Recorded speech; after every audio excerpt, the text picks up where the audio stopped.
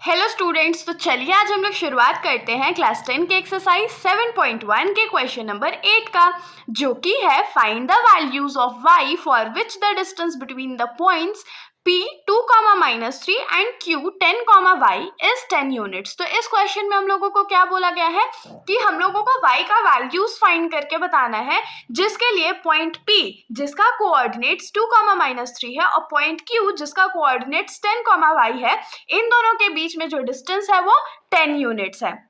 तो सबसे पहले तो गौर करने वाली बात इस क्वेश्चन में क्या है कि वैल्यूज ऑफ y लिखा हुआ है, मतलब कि y का जो वैल्यू होगा वो एक नहीं होगा, एक या एक से ज्यादा वैल्यूज होंगे। अप्रोक्सीमेटली 2 वैल्यूज तो y के पक्का होंगे, जिसके लिए p और q के बीच में जो डिस्टेंस है वो 10 यूनिट का होगा। अब आपके दिमाग में आ रहा होगा कि अरे ये क्वेश्चन सॉल्व कैसे होगा, इसमें तो अननोन वैल्यू फाइंड करना, और आज तक तो हमने अननोन वैल्यू फाइंड करने का क्वेश्चन बनाया ही नहीं है। तो क्वेश्चन बहुत सिंपल है, एक वैल्यू तो गिवन है ना, पहले हम लोगों को वैल्यू कोऑर्डिनेट्स गिवन होते थे, डिस्टेंस नहीं गिवन होता था। इस बार हम लोगों को डिस्टेंस गिवन है और एक कोऑर्डिनेट नहीं गिवन है। बहुत सिंपली क्वेश्चंस को सॉल्व करेंगे, इसके लिए ऑफ कोर्स डिस्टेंस फॉर्मूला का यूज करेंगे। तो चलिए शुरुआत करते हैं। तो सबसे पहले तो हम लोग यहाँ पर ड्राइंग थोड़ा सा बना लेते हैं, बिना ड्राइंग के मैथ्स थोड़ी अच्छा लगता है। तो P का जो कोऑर्डिनेट्स है वो क्या है, तो 2, -3 है, और Q का जो कोऑर्डिनेट्स है वो क्या है, तो 10, y है, और P और Q के बीच का जो डिस्टेंस है वो कितना है, तो 10 यूनिट्स है। इसमें तो कोई भी दिक्कत नहीं हुआ होगा। अब क्या करते हैं, हम लोगों को क्वेश्चन में क्या गिवन है कि PQ का जो डिस्टेंस है वो 10 यूनिट्स है। ठीक है दीदी, समझ गए। अब तो डिस्टेंस फॉर्मूला, जब भी हम लोगों को दो पॉइंट्स के बीच का डिस्टेंस फाइंड करना होता है तो हम लोग क्या करते हैं, डिस्टेंस फॉर्मूला का यूज करते हैं।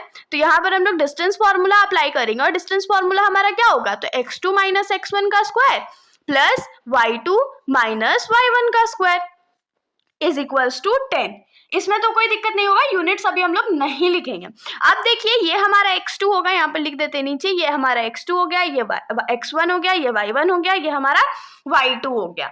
तो यहाँ पर देखिए लिखेंगे, रूट अंडर अब वैल्यूज पुट कर देते हैं। तो x2 की जगह क्या लिखेंगे, 10, माइनस x1 की जगह क्या लिखेंगे, 2 का स्क्वायर, प्लस y2 की जगह क्या लिखेंगे, y, माइनस y1 की जगह क्या लिखेंगे, तो -3 का स्क्वायर लिखेंगे, इज इक्वल्स टू 10।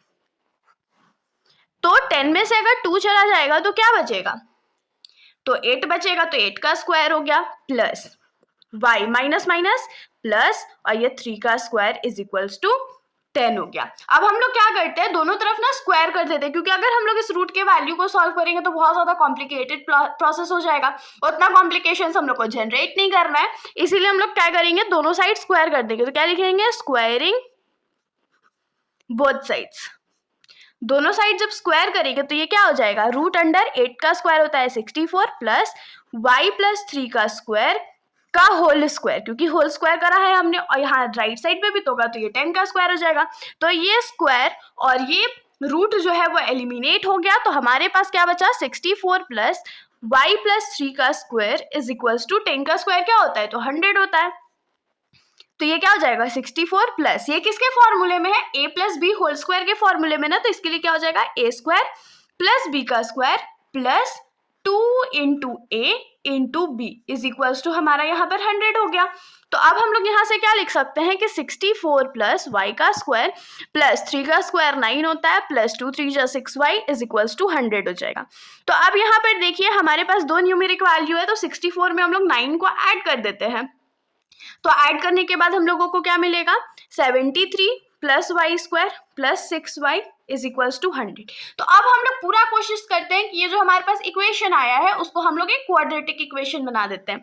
तो क्वाड्रेटिक इक्वेशन बनाने के लिए क्या करना पड़ेगा, y स्क्वायर को पहले लेते हैं, फिर 6y को ले आते हैं, फिर प्लस 73 कर देते हैं, और ये जो 100 राइट साइड में प्लस में है उसको लेफ्ट साइड लेके आएंगे तो -100 हो जाएगा, इज इक्वल्स टू 0। ये पूरा टर्म जो है वो 0 हो गया।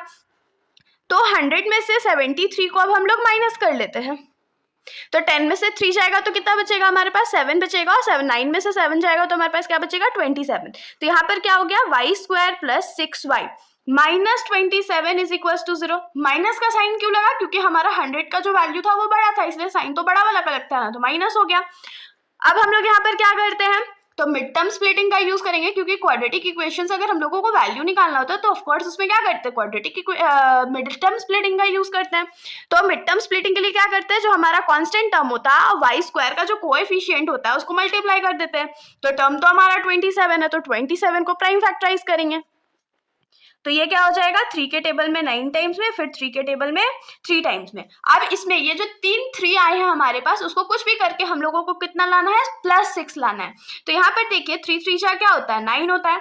तो 9 है हमारे पास और 3 है, तो अगर हम लोग +9 -3 करें, मतलब 9 में से अगर 3 को माइनस कर दे तो हमारे पास क्या बचेगा, 6 बचेगा ना। और क्योंकि 9 हमारा बड़ा है और उसके आगे प्लस का साइन है तो वो +6 हो जाएगा। तो यहाँ पर हम लोग क्या लिखेंगे, y square plus 9y minus 3y minus 27 is equals to 0।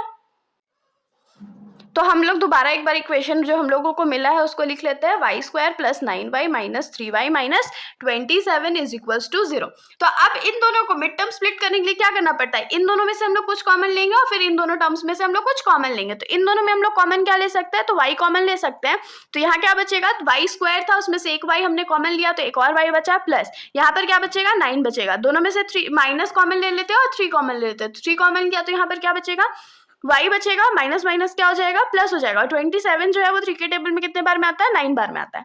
तो यहाँ पर आप लोग देख सकते हो कि हमारा जो दोनों ब्रैकेट वाला वैल्यू है वो सेम आ गया। और जब हमारा ब्रैकेट का वैल्यू सेम आ जाता है, मतलब कि हम लोग ने मिड टर्म स्प्लिटिंग जो है वो बहुत अच्छे से करा है।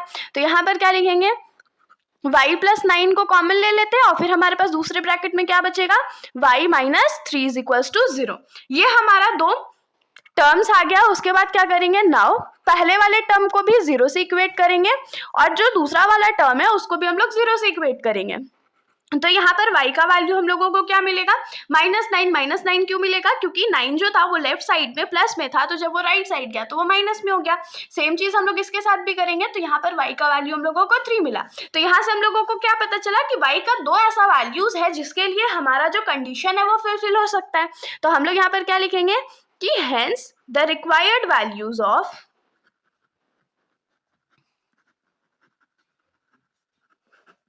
y are -3 and 3। तो इसके साथ हमारा ये जो सॉल्यूशन है यहीं पर खत्म हो जाता है। होप सो कि आप लोगों को सॉल्यूशन अच्छा लगा होगा। अगर आप लोगों को वीडियो अच्छी लगी तो वीडियो को लाइक करिएगा और मेरे चैनल को बिना सब्सक्राइब करे कहीं भी मत जाइएगा। Thank you.